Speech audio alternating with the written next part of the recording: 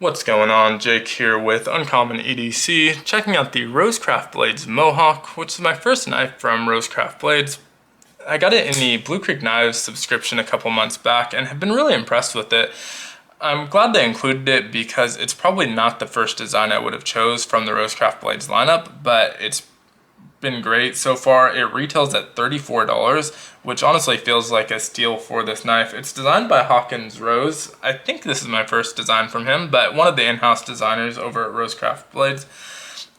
It's got a D2 blade here, dark stonewash on that harpoon style blade, about 3.5 inches on the blade, 4.75 inches on the handle, about 8.75 inches overall, and weighs in at 4.8 ounces. So going to be a little bit heavy and bulky in the pocket with that 4.75 inch handle, and it's also relatively thick at 0.61 inches.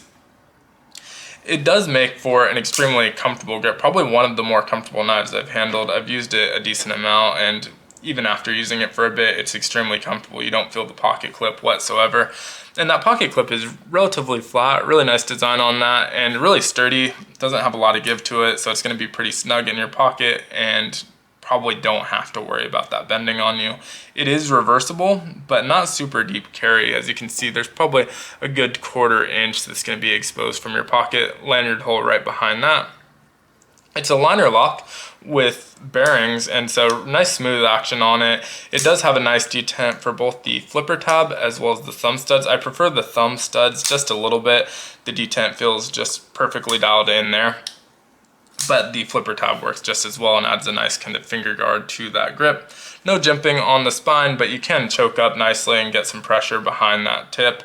And so overall, really, really great, I think, user knife. Not something I'm going to carry a ton just because of the size of it, but if I know I'm going to be using my knife a lot that day, it's a perfect knife for that kind of situation. And at $34, really, really great price point, kind of competing with the Civivis or even the Sencuts, the QSPs and QBs, but really well done and super impressed with it. Definitely has me interested in checking out some of the Rosecraft Blades other knives. They're not all in that kind of price point. They do a lot of different things, so they have, you know, a little bit of a range, but it's none of them are going to be too pricey. They also have some traditionals, which I want to check out as well.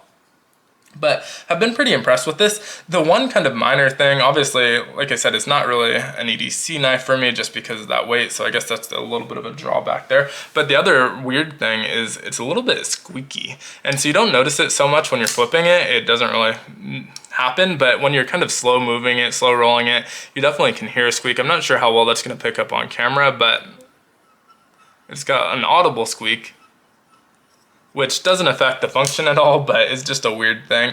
I'm not sure if that's eventually gonna break in and go away, but I feel like it's a little bit quieter than when I got it, so it may over time, but I've used it a decent amount at this point and it's still there, so who knows. Definitely not a deal breaker, and at $34 you can't complain too much. Would definitely recommend checking it out if you're looking for kind of a user knife that you're not afraid to beat up, and it's pretty easily replaceable at that $34 price point.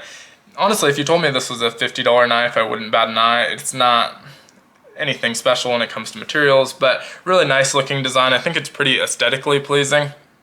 That stonewash looks nice with the gray micarta on here, almost a black micarta. It's going to darken up a little bit over time. You can speed that up a little bit with some mineral oil if you want, or just let the oils from your hand do that. But again, pretty impressed with this. Definitely interested in checking out more of his designs, and as well the Rosecraft Blades lineup. Let me know what you think down in the comments below. As always, be sure to like, comment, subscribe, hit the notification button, and I hope you have a great one. Take care.